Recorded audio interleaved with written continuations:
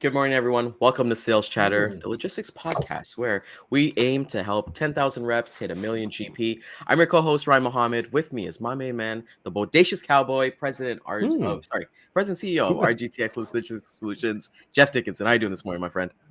Good. And we also have a really good friend, Dean Croke, the principal analyst for DAT Freight and Analytics. So let's Yeah, get into this. Let's go. let's go. To the HPLS podcast. Live, relevant, and high performance information, conversations, and education weekly.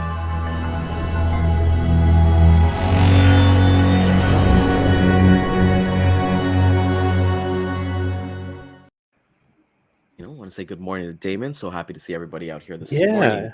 Yeah, Dean, good you got a morning. nice little background going on there. Where you at this week? Nice little place called the Ritz-Carlton on Amelia Island, just north of Jacksonville. It's a barrier island, so it's not like I'm out in the middle of the ocean, but I watched the sunrise for the first time the last 2 mornings. It's absolutely spectacular down here on the beach. So it's the Stifel Investment Research Annual Conference. A lot of the large truckload carriers, all of the big warehouse companies are here. A lot of the names that we've talked about before. So there's a lot of private equity firms here, a lot of bankers, a lot of truck companies, big and small. And it's their annual event. A lot of one-on-one meetings. So it's a lot of folks don't want to disclose their position publicly in sort of meetings with questions. There's a lot of one-on-one meetings that goes on. But we presented yesterday. We did our spot market update yesterday in a fireside chat with Bert Subin, Nice. who's head of the Transportation and Logistics Division. So it's a very interesting conference. First time for me down here at this conference, but we've done a number of podcasts, media excluded podcasts for all of their, Stifel Transport and Logistics investors over the last couple of years. But this is the first time they've been back since the pandemic started with a face-to-face event. So it was quite So I the got to thing. ask you, Dean. I got to ask you, any rumors on any M&As? No one would say a thing. Despite all of the lubrication last night with copious amounts of beer and wine, and there was And a still nobody chatted. not a peep. We tried hard. My wife was leading the charge because she can sort of get people talking without them even knowing they're talking, and she couldn't get any intel out of anybody either. So they were all very coy. I think they go to a school on how not to disclose information but talk at the same time. They're pretty good at it. That's awesome, guys. And speaking of your wife being able to have that conversation with anybody, I want to get into Valentine's Day with you, Dean. It's one of the Right. I would say one of the main holidays to basically start the Right. year that we all kind of look forward to. A lot of things are kind of changing. I was kind of reading your blog, which everybody should check out. Your blog that came out yesterday. What can you tell us about just Valentine's Day, the impact that it has in terms of like numbers? Because I know you put some numbers in the blog specifically. Yeah, it's one of those seasonal events. Like some of these big events that we have around public holidays and major retail events move the needle on a national level. Some don't. And even though this is technically produce, it's more ornamental, so it's less fruit and veg. But it's so heavily concentrated in the Miami airport because about 93%, give or take, of our fresh cut roses and carnations come from Ecuador and Colombia. So it's only 3 hours by plane. And Miami's a massive air freight hub for Latin America and even Europe. So what you've got here is a big infrastructure for temperature-controlled freight at Miami Airport. It's automatically a hub for air cargo. If you go to Miami Airport, you'll see, LATAM Airlines, Air Cargo, Polar Air, Calita. All of the big air cargo firms are in and out of here all day. FedEx, UPS, of course. So it's a big hub from an infrastructure point of view, but it's also ideal because it's a really easy place to get high volumes of flowers in, and they'll load 60, 70 tons in the 747 air freighter. They'll whip them into Miami in 3 hours. And these planes are just going back and forward, have been for the last month. The biggest shipping week was last week in terms of volume. This week is a little bit less. But what happens then from a trucking perspective, and it does move the needle in Miami, but not nationally. Reefer rates went down last week, only a penny per mile, but they went up considerably in Miami from a fairly low base because you have so many loads of freight, time sensitive, that has to move out of Miami and it's got to go north and then all points from there. So it's concentrated in one very small, tiny footprint in America, but it has a huge impact on carriers. So some of the big carriers like Prime Floral, Armalini, there's some big carriers that specialize in floral transport. I'm sure you guys have been involved in that in your time. But there's a lot of spot market activity too for carriers. So what you see is as the early part of produce season starts in Lakeland, Orlando districts and sort of southern Florida, and then flowers start coming in big numbers, you start to see spot rates go up in both of those markets in central and southern Florida, which is what happened last week. For carriers, though, it's not all roses, right? It's a lot of hand unload. So if you ever handled soft, flimsy boxes of roses, long stem roses on a pallet, they're pretty awkward. And for a lot of the guys, they're doing multiple deliveries, and it's live unload at places that don't necessarily have forklifts. Some of the big locations, of course, are well equipped. But if you talk to a lot of drivers that end up with these loads, it's not a lot of fun for them. And of course, it takes a while to unload them. But when you're deep in Florida, you take what you can get, and because it's a deep backhaul market. Oh, yeah. One of the data points that we said here in my report, I'll just quickly read it. Reefer rates northbound out of Miami up 15 cents a mile last week. So national rates were down a penny, but out of Miami up 15 cents to only $1.36. So remember, that's excluding fuel. You have to add 55 cents to that. Miami to Philadelphia up 9 cents to $1.41.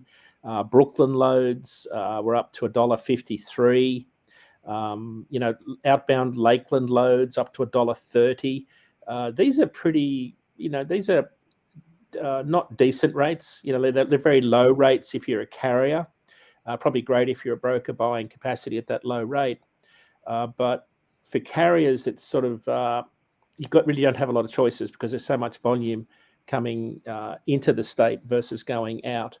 So rates are going up. They normally, produce season out of Florida will peak in May. So after that, it gets too hot. So we'll start to see produce or rates for produce reefer loads start to climb between now and May. But we're still a long way south of where we were this time last year. Like we're almost $1 a mile lower than where we were on all of those lanes this time last year.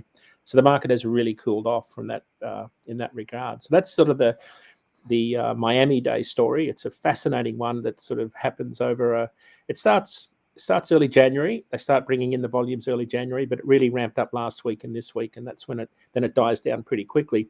To the point, it's such a big deal that Prime Floral will put out on Flora. Is it Flora or Floral? I can't remember the name, but Prime Inc. have a massive floral division, and they will put out on their website sometime around the start of the year all of their surcharges and all of their schedules that they have for shipping. So there's only certain days of the week they'll ship. They had temperature set. I think they require all of the flowers to be delivered at 55 degrees into their shop before they load them on the trailers. So there's very strict shipping and temperature control and packaging that goes on around this, and then surcharges. They add a surcharge to these loads, and I think it's somewhere between 10 and 20% they apply as a surcharge on loads during this period of time. So that gives you an idea of how much volume there is because they start to impose these surcharges each year. So that's the story around roses. Got a quick question for you, Dean. I'm not sure if you could answer this. Over the last 5 years, how has the deadhead miles, because you mentioned, a huge backhaul, which everybody knows, but has the deadhead miles subsided compared to like 2 years ago? Because I know a lot of them used to deadhead to get up into the Atlanta area to get those profitable loads to pull up to the north, to the west. That's a great question because we don't track yet the deadhead component. We've got a lot of location data coming out of our DAT1 app where drivers, enable tracking when they're under a load. So we're starting to get that data. Has something to do with pricing, right? Because if you're going deep into the south, into the Miami area, you're going to get charged. But they're going to take into consideration that backhaul, the deadhead miles, because it's a losing proposition. So to your point, I think historically, when we look at our spot market data, for every 2 loads that come into Florida, 1 goes out. Right, so it's a 2-to-1 ratio. So you've always got to factor in that 200 or 300 mile deadhead.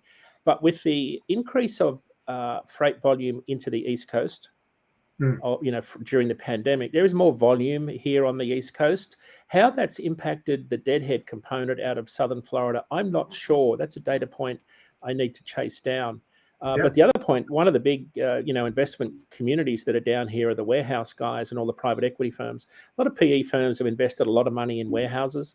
We've talked about some of the big dogs, here on the show before, but they're here at this event looking to invest in more warehouses, and there are more warehouses going in Florida. So whether that's inbound, it's a net inbound play, I'm not sure. I suspect there's more freight coming out of Florida than there has been before, but I think my instinct is that there's still a heavy deadhead component coming out of this state for sure.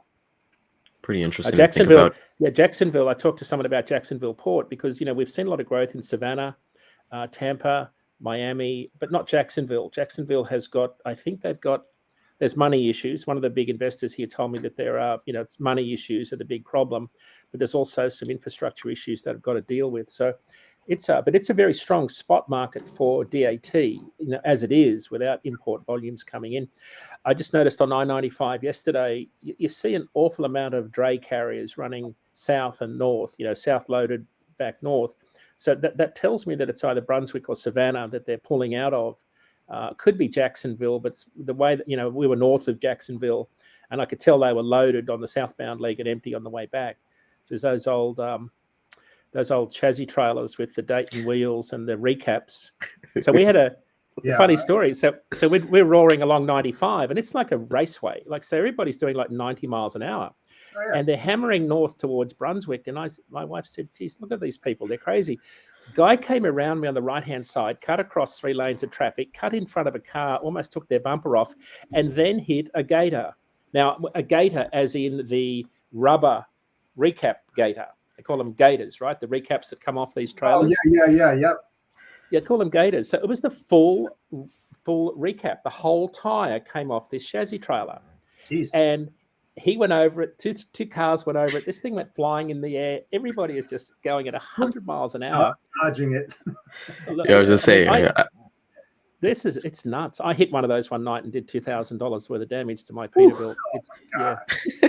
I think everybody was in a rush to go see LeBron James win the scoring title last night. So LeBron James is the official scoring title. I want to talk a little bit about driving. Exactly. Gotta see LeBron. We gotta from there. Just before we move on from Valentine's Day, what do you guys got any plans? Any plans for your wives for Valentine's Day, or any advice for anybody who are newer couples for Valentine's Day? Because do not miss that day. As much as she says she doesn't want anything, she does. Yeah, she does. Yeah, do something. I've got no idea. I write about this stuff. I'm probably the worst. I'm just terrible at this. I got to get my head in the game here. I don't know what to do about that. Yeah, that's funny. That's me. It's a big time year for myself. And my wife. I met my wife 43 years ago on February 13th. Then you got Valentine's Day. And then we got married on the 15th. So they're like, man, that was a shotgun wedding. You met her on the 13th and got married on the 15th. So, I don't know what's funnier, Nerve. Some of the comments, you got to read the comments. Can everybody on the show see the comments? Yeah. Everybody can. Yeah, it's for everybody. Yeah, it's for everybody to see. It's hilarious. You hit a gator. It was a barbecue. You got to make sure that it was fine there. I'd love to have it. What's that? Gator meat is pretty good. Have you ever had that? No. I definitely. I mean, they have it like Louisiana gumbo with gator meat in it. It is pretty good. I would strongly recommend you try that. Does it taste like chicken? No. I mean, that's what they say about frog legs, right? It tastes like chicken. Never ate frog legs, but I had gator and I didn't realize it. I was like, man, this is good. What's in it? And the guy told me. Yeah. I was in Louisiana. Oh, that's gator. And I was like, are you kidding? Gator roti. I'll try to get a gator roti later on. Like that. But it's for gents, just from experience that I have with Valentine's Day, even you look at the other companies that are just blooming. Look at Edible Arrangements. I would love to see their numbers on Valentine's Day and Mother's Day. right? I would think like those guys are just booming for great companies Yeah. like that. Yeah. Fun fact Yeah. for you, Dean, you know when you see in those stores like they got those like cheesy like Valentine's bears and they come with like a little chocolate, like it comes like a little package. You see them in Walmart and stuff. Right. There's a customer that we're talking to that they do 15 loads a week out of Mexico. Wow. Oh, wow. Really? into the States. So I know you're talking Yeah. about Mexico quite a bit, and it's crazy to think like those things are coming out of there. Yeah, I think it's very commodity specific, right? The nearshoring. It depends on, iPhones are probably very labor intensive. They'll stay in China, but certain commodities can be nearshored to Mexico that maybe aren't as labor intensive. So yeah, I think that's probably one of those categories. But you're right. So you touch on a point. There's a lot of volume that's already moved well ahead of the flowers moving out of Miami. So chocolates, beer, all those sorts of things. Well, not necessarily beer, I guess. That's Super Bowl. But there's a lot of volume that's moving that's already positioned in market that has a longer lead time. So some of our folks said, well, shouldn't we see a big bump in truckload volumes out of Hershey, PA for chocolates? I said, well, no, not really, because a lot of it's moving continually year round. Yeah, and people will have this inventory in place as before. So we don't see, when you think about where a lot of the volume comes from for big events like this, we don't see the needle move really anywhere except in Miami, because there's such a concentration in a small 3-digit zip code. But question for you, Dean. That's because we always make fun, like when we're coming up to close to Christmas, we always joke about Christmas trees, right? That's always like the joke that we always kind of have on the show. What has the biggest market that you've personally seen? Like, is it going to be the flowers coming up to Valentine's Day, or is it going to be those Christmas trees going into Christmas? Right. You mean just over the course of a year? Over the course of a year, yeah. It's a really good question. I would say Christmas trees. Yeah. So Jeff, sort of, I think you beat me to it, but North Carolina is sort of number 2 or 1. Pacific Northwest is maybe 1 or 2, depending on volumes. You get a lot out of Quebec and northern Maine. So yeah, I think nationally, Christmas trees is probably the most intense. It starts before Thanksgiving. I mean, they've all got to be in car parks before Thanksgiving. But you see wreaths start earlier than that in vans. You'll take the trees for wreath makers. And then, of course, the export to Hawaii starts probably 3 to 4 weeks before Thanksgiving. So it's a much longer duration event and reasonably specialized because of the live unload load deal. And the other thing too that a lot of people don't talk about is depending upon how fresh those trees are, you have to worry about the sap content inside those trailers that have to be cleaned out. So there's additional charges that are going to be incurred. I think when we talked about this, I think Nerf said that he or somebody had a leaf blower. So when they would get to maybe it was a friend of mine that was unloading down, and he has a leaf blower, so they come out and blow the van out before he goes to his next point. But sap would be definitely a point. So yes, I think it's more Christmas trees would have a bigger impact. More bigger. It's probably the wrong grammar, but and then produce season, of course, going into July 4. That's the biggest impact on the produce side. I think other ones would be potatoes and onions.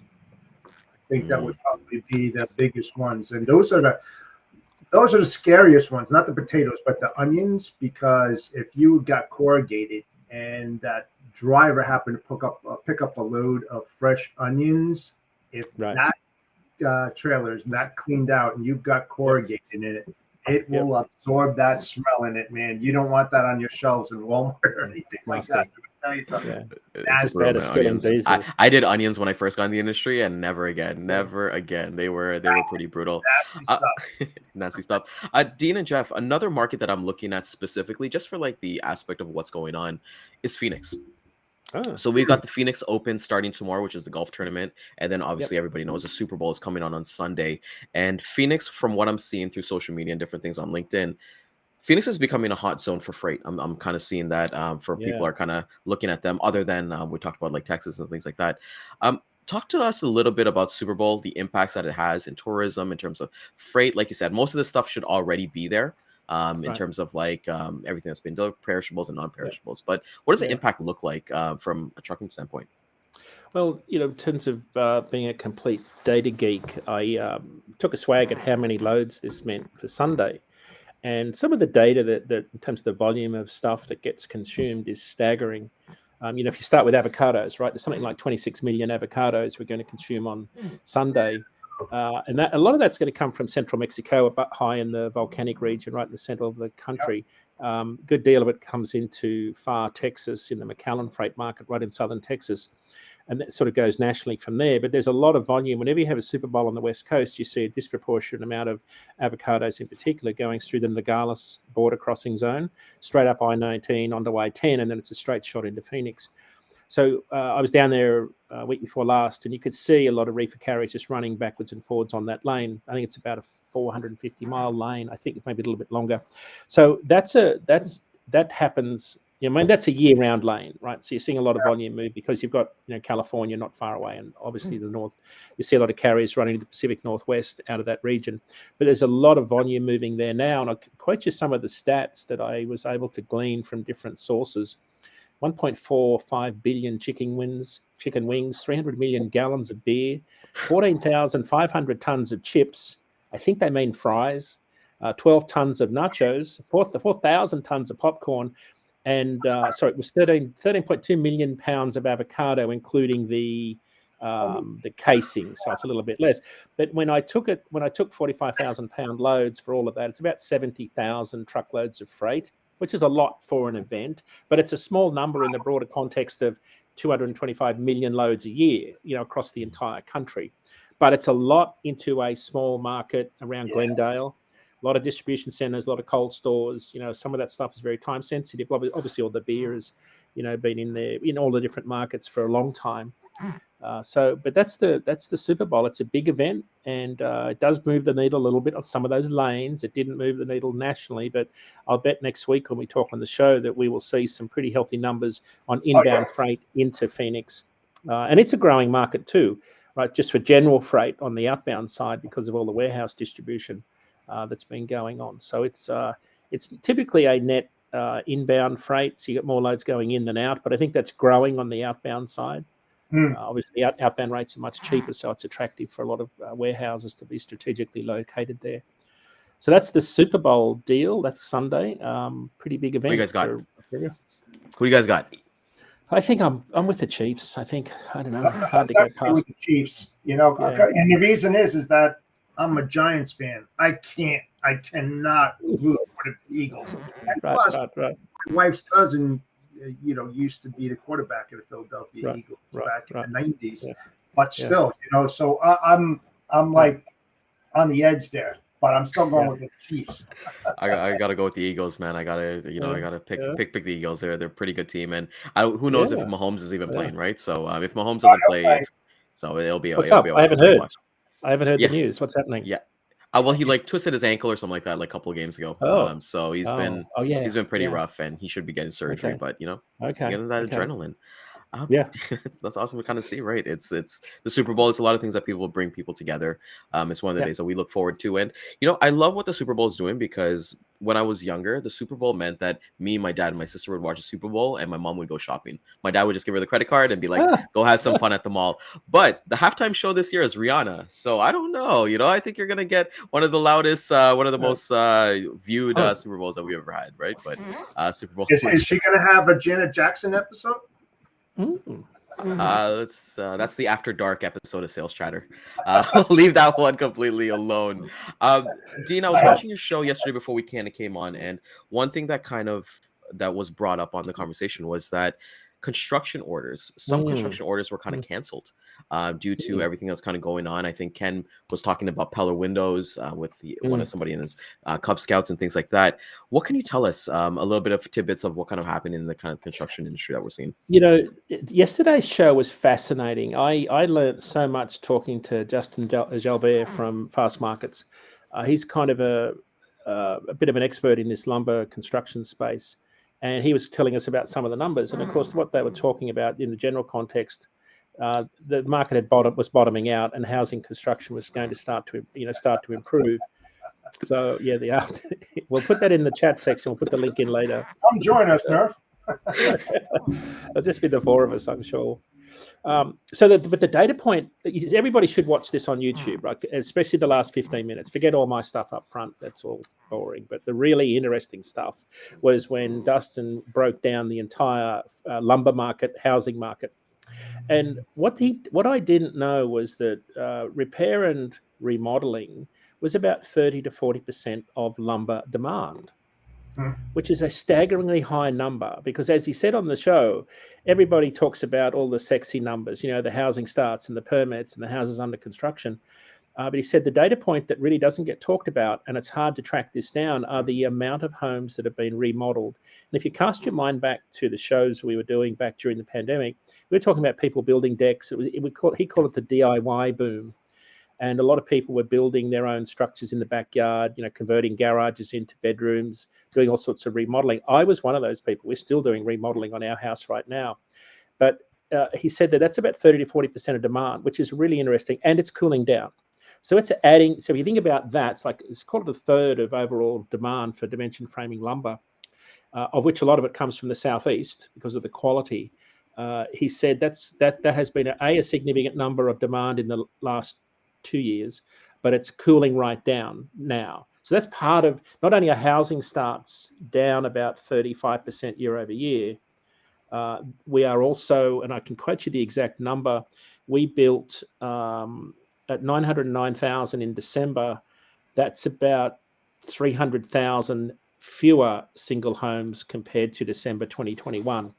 So it's a lot. We're building a lot less homes, but the data point that he shared with us was the builders are becoming more confident. But there were he was talking about cancellations. I've got to go back and look at my notes to get some exact numbers on that. But it was just a really good show. I thought it was very insightful. I walked away from there with a little bit of an optimistic view on the housing market and the flatbed market, because our short-term forecasts have flatbed rates bottoming and coming up really quickly, which is good news for carriers in that space. Of course, that shouldn't be a surprise, because spring is normally when you see flatbed activity start to increase. And we've had a really mild winter. I don't know if you've noticed. We've had a mild winter in New England. People are still digging holes and building stuff. Normally, when that ground freezes, there's a hiatus. People take time off. Drivers go on, they're furloughed, especially in that sort of the dump truck, space. But they have been flat out all winter. And I think there's more construction activity going on than you would see normally. Normally, steel production is starting to come up. I did looked at some data on that the other day. If you want me to share that, Ryan. I looked at steel production. So we get our data from S&P Platts. Look at the southeast. So think about flatbed rates nationally at about $2.05 a mile, excluding fuel. But in Montgomery, Alabama, one of our largest flatbed markets, outbound loads are at $2.56 a mile. 470 miles from Montgomery to Lakeland, Florida, $2.72 a mile. So the Southeast is a really rich lumber. It's the biggest market for steel production, which again is kind of surprising. I thought it was more Great Lakes region, but it's not. It's the Southeast is where most of our steel is produced. Steel tonnage is up for the second week in a row in the Southeast. Still down about 4% year over year, but still up. Gary, Indiana is the second largest steel production market. Load post volumes are up 30%. So there's more spot market activity coming for coil steel and rebar and plate and all that sort of stuff. Even Chicago flatbed rates are up. So when you think about the Southeast, it's a very strong area for flatbed carriers, and the outbound average rates are much higher than the national average because there's so much more steel volume. And of course, that coincides with the annual peak in steel production in March. Now, it also coincides with a lot more lumber moving.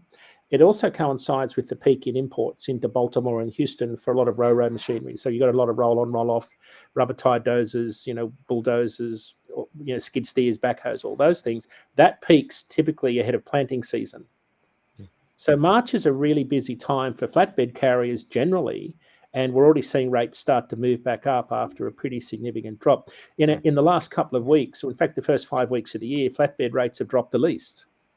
Refrigerated rates have absolutely dropped the most compared to previous years, but flatbed's been pretty, I will say flat, to use a play on words, but it's actually pretty healthy at the moment for flatbed carriers, which is good for the carriers, I think. I'm sort of always on the carrier side, so I'm probably getting yelled at by people watching this. You know what, Dean?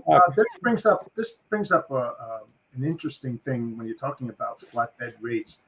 And the reason is if you recall, POTUS signed a $1 trillion infrastructure bill back in November of last year, which everybody was predicting was going to have a huge impact because the sheer capacity that was needed to move all the steel structures Right, around the right. country to rebuild, the bridges and the roadways, Yeah. etc. That didn't really have a big impact, did it?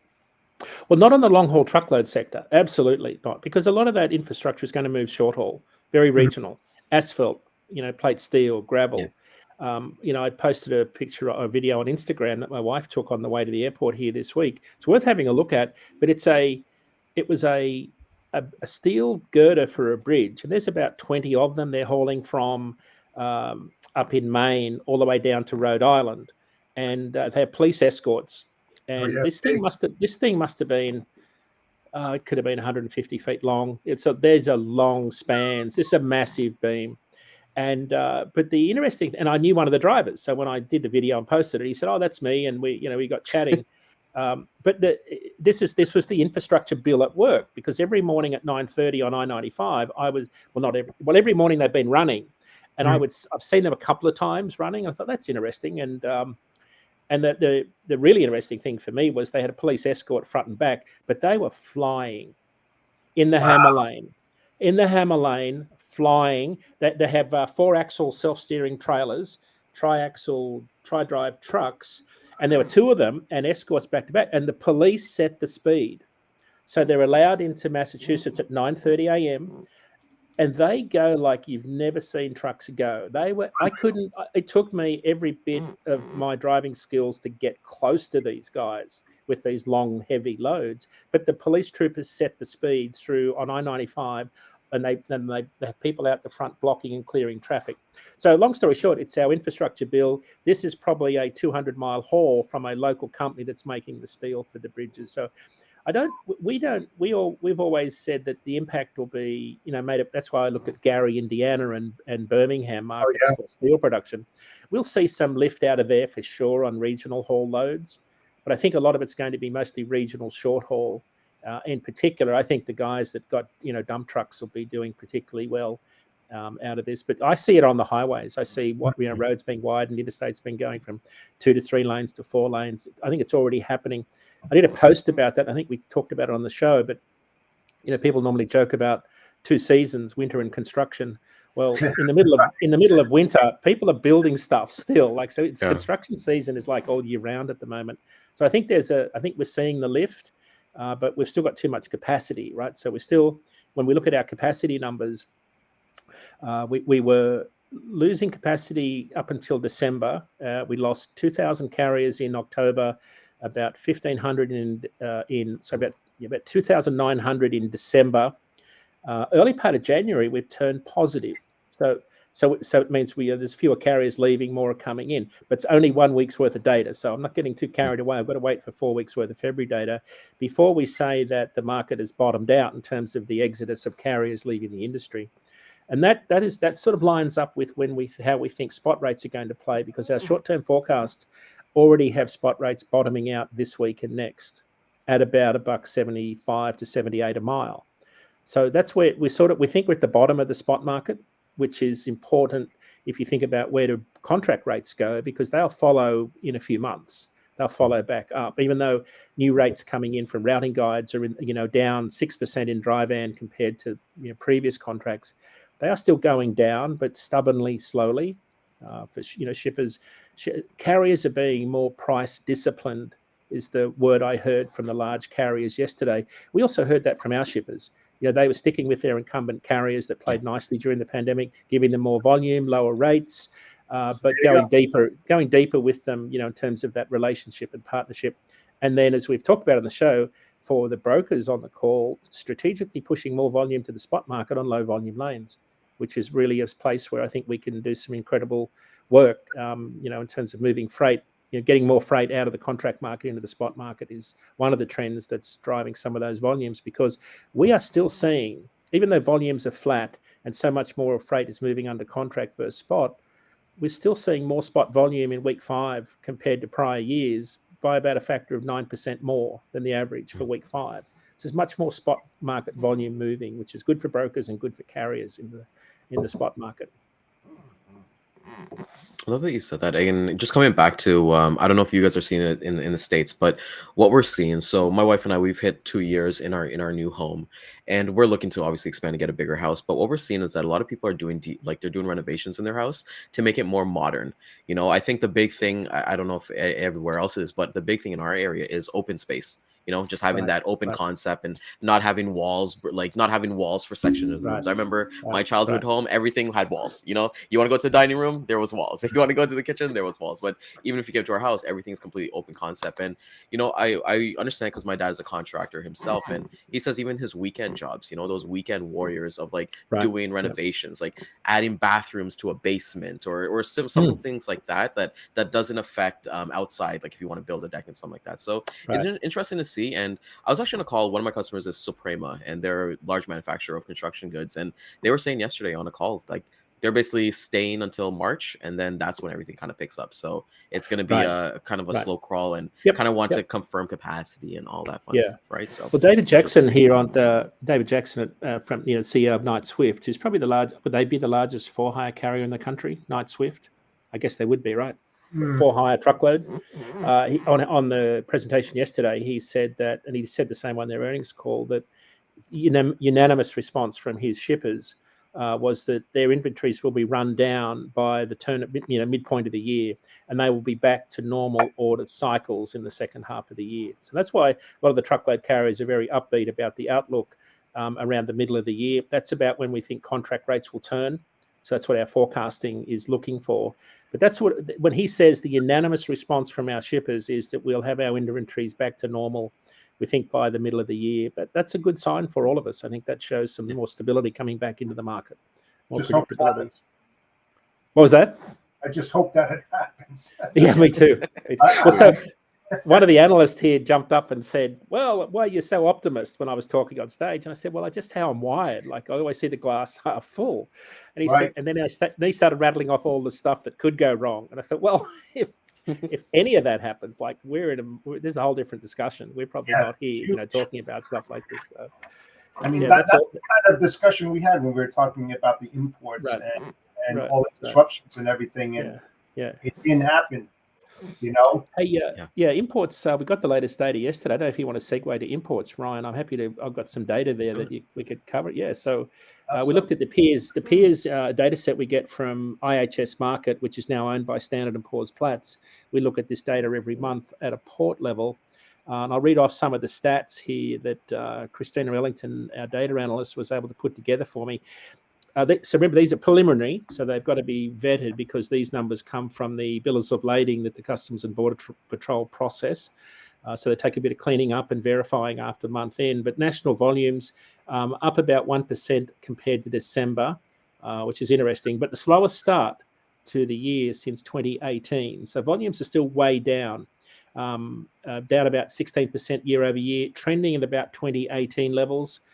Compared to 2018, January volumes are about 1.6% higher, just over 2 million TEU. Remember, we talked about this as a critical data point. We've been at over 2 million for about 28 months. That's but down around 2 million is when our supply chain normalizes.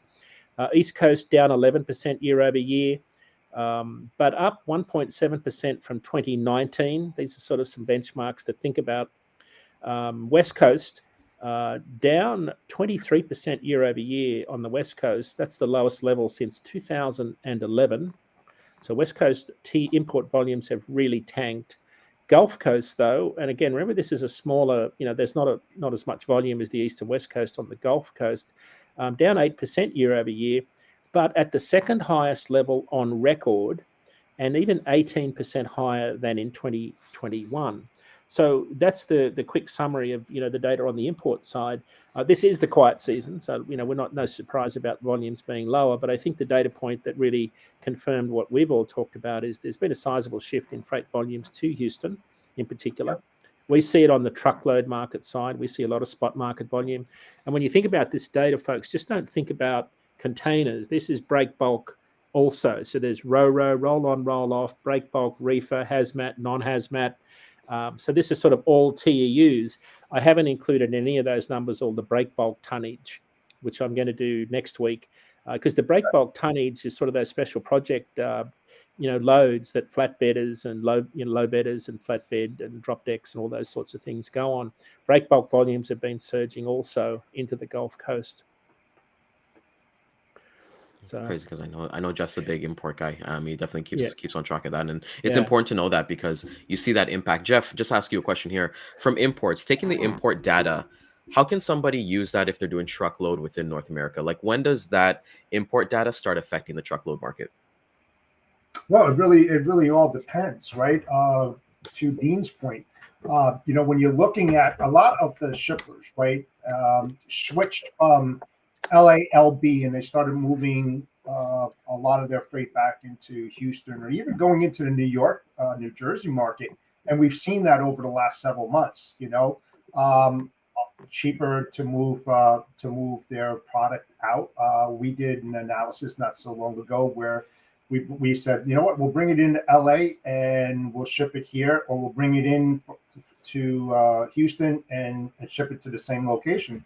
And lo and behold, it was cheaper for us and the shipper to bring that freight into Houston to deliver it to the same location rather than it was very unusual. So these kind of stats that Dean is talking about is very impactful to the way that people do and conduct their business, especially if they have a lot of imports in there. They must have their finger on the pulse and follow that, because it's helping them to dictate what they're going to do down the road, sort of speaking. And again, the market can change on a dime, right? We've seen it, but it's a little different now than it has been in the past, for sure. Yeah. The data point I was reading last week, I think it was Ari Ash from Journal of Commerce was writing about. He has the truckload index he has these shipper truckload index where he measures the premium that shippers get from the premium over railroad by shipping on the railroad versus shipping on a truck. So he measures how much a shipper saves by using the railroads. And one of the things that he was talking about was truckload is still incredibly competitive on short haul. Railroads have a lot of problems on short haul, east of the Mississippi in particular. But when you've got to use rubber to move containers across Chicago, it gets very problematic and costly, and you have lots of delays. So on the long haul sector, truckload is pretty competitive. On the short haul sector, though, a lot of volume still moves on truckload because I think the intermodal networks have a difficulty doing that. Oh yeah. You want to stay at 700 miles at least, or greater. Yeah, but the data point that caught my attention was, and he said the competition in long haul won't come from truckload; it will come from all of the intermodal carriers undercutting each other to get volume. Yes. And he listed Hub and JB Hunt and Schneider, and so all those companies that have big intermodal networks were looking to secure, obviously book all their slots they're paying for on trains. So I thought that was a very interesting data point that he shared with us. And I think it was in an article. It might have been on the Journal of Commerce where he wrote about it. Because normally truckload, when truckload rates drop to the levels they are now, and they're about half what they were on Los Angeles, Chicago at about $1.50 a mile. Normally you see a lot more volume moving on truckload because it's much cheaper and faster than putting it on a rail. So there's some interesting things going on. To your point, Jeff, we're seeing there's a lot more capacity on the West Coast versus freight because you've got a lot less imports coming in. Yep. I think the interesting play here is that there's still the ILWU hasn't ratified their agreement that expired last July. So so I'd love your perspective on this, Jeff, because if you think about spring inventory, that probably was ordered late last year and it's already in. But shippers that are making ordering decisions now for summer, fall, next retail season in December inventory, they would have to be thinking, I need to keep my ocean routing services away from Los Angeles again for the second year. Was that how they would think about this at this time of the year? I don't think so. I just think that a lot of shippers out there are very tentative because of disruptions they saw in the past, that they just don't want to take that chance and be hit with the D&D charges, and just the total disruptions. I mean, I don't know. I think they would pay a little bit more if they need to get that that transit time that's needed to get their inventory into their warehouses rather than take that chance and have it sit there for weeks on end. So right. So what sort of lead time? Like if I wanted, if I'm thinking fall, inventory, full fashion inventory. A lot of that's going to move on air cargo planes, of course. But let's just say we had something that had to be here for fall, some particular commodity line. When would you typically be ordering that from a shipper's perspective if it was coming from overseas? Oh, I mean, it depends on where. I mean, I have a friend that is seeing like 30-day transits. That's the transit. So, but I have to get it booked into the factory. It could be 30, it could be 45, and right. depending upon what port it's coming in, the typical delays of getting it through customs and clearing it, and being able to get in there and get the containers, I mean, 50 days. I mean, as a general, sometimes they move it in a little quicker so that they don't run into those disruptions. I mean, look what just happened on the railway with that huge derailment, right? Yeah, in Ohio. In Ohio. I mean, I don't know what that's going to be as far as disruptions in that area. But man, that was bad. So remember the last 2 years, the holiday season inventory we saw in 2021 come in. I think it was like June, July. It was starting to surge. Volumes were surging. I think the same thing happened last year, a little bit earlier last year. So that's why a lot of that freight had already been moved. So I'm kind of curious if you're a shipper looking at ocean routing, would you be thinking the same thing this year, given the probability of West Coast delays is still there from a labor perspective, but because volumes are so low, the throughput's there. You can get freight in and out. So I'm just curious as to whether this East Coast shift in freight sticks, or whether some of it goes back. Modern trends too, and how much space that these warehouses have available to bring in this new inventory. Right. I don't have those stats. I don't know if you have those stats as far as where it was, where it is now, and how much space on average they have available, depending upon where that warehouse is located in the States. I mean, it's all relative, right?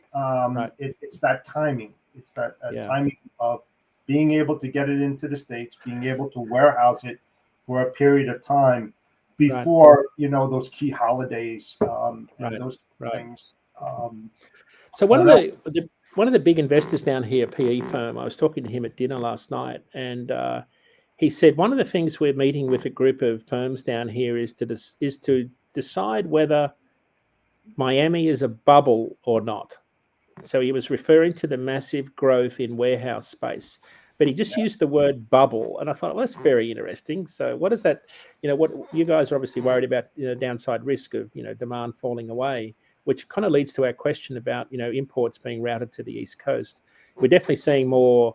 I think the experts are calling it China plus one, which is that additional supply chain redundancy they want to build in for another country like Vietnam, away from China. So they've got, a different option. So that's that nearshoring. Oh, sorry, that's the reshoring that they've been talking about. Yeah. So that's and that changes the routing to the East Coast for a lot of those carriers. So it's absolutely a factor. Yeah, people are looking at different types of options and alternatives because of what they went through, during the pandemic and all the problems and issues that they have. I mean, do you blame them? No, not really. Not at all. Not at all. Well, yeah, I mean, probably so. If they look at how much money they spent on D&D and all this, the high labor cost and transportation, and all of that, maybe it's worthwhile for some of them. Maybe not all, but some of them, and I'm sure they're looking at that. Yeah, I mean, one of the things that the market did was, I think it's shortened the cycle times because there was so much volatility and so many things broke and were upended. We are 12 months. We're just coming up the anniversary of Russia invading the Ukraine and diesel prices going through the roof and spot rates sliding south. So we're almost up on those pretty hard year-over-year comps. But this was, it was only a year ago that the market turned significantly in terms of, capacity loosening, rates dropping, diesel prices going up. But we're already, 12 months later, we're already looking at the bottom of the market and the next cycle starting. It's on the spot side, and think about contract rates started to drop in the middle of last year. It'll be the middle of this year before they start to, revert back up. That's a fairly short cycle compared to previous years. So I think the data point that we've been looking at is the duration of cycles. They seem to be getting shorter, but much more volatile on the up and the down is what we've been looking at. If I get in the camera frame, it's like that. So that's what's. People, it's like the guy that's asking you to navigate, right? And he's on the dock and he's just going like this. I said, no, dude, do this. Yeah. So I can see you. Yeah. Don't just keep going like that. Then I'm breaking the deck leveling plate, and I'm in. Yeah, and then they know they hit it when you get that whiplash. Yeah. You know. Yep. You're there, dude. Yep, that's it. Yeah. So, yeah, all good. It's awesome All kind of good. see. And Dean, I think like all this data that we're having, like we talked last week, tell that story with data, with all the information that we have today, because I know for myself, there's so many topics we can go and talk to our prospects about right after this call specifically. Valentine's Day, Super Bowl, all the imports, construction, all that stuff. And the one thing that I think what's we should be using is in being able to be clear and concise with what we're actually telling the story to be, right, Jeff? Yeah. Because you always want to kind of just say, hey, this is what it is. What are you seeing? I got a question before we kind of lead off here, because I'm seeing it on my end here. We always talk about, hey, the spot market is kind of like dropping, rates or something like that. But I feel like there's always kind of an ongoing struggle where carriers, I'm not kind of put a general broad thing because it's not everybody, but some carriers, they don't pass on, let's say, the savings or even the increases. They'll pass on the increases, but they won't pass on the savings onto the brokerage. And we're kind of just seeing that from, okay, well, we can't operate from last year's rates because those are not feasible for right now. I would love to get both of your thoughts, as Jeff being an operations guy and Dean being the data scientist as well. Yeah, I mean, I'll have a swag at it. Just from an operating cost perspective, we've seen carriers be much more disciplined, but not prepared to lower their costs anywhere near what they did in 2019. There is less capacity in the market, but they've got much higher operating costs. If I look at my spreadsheet today, my operating costs at $1.95 a mile, I'm up 13 cents a mile year over year. I can't give that back. Like if I was going into an RFP for, a solo truck owner operator, I can't haul for less than that because I'm dropping $1,500 in diesel in my tanks every 2 days, 3 days. You just can't do it. So the big change this time around is we've got a new floor in operating costs. It's the same for Werner and Swift.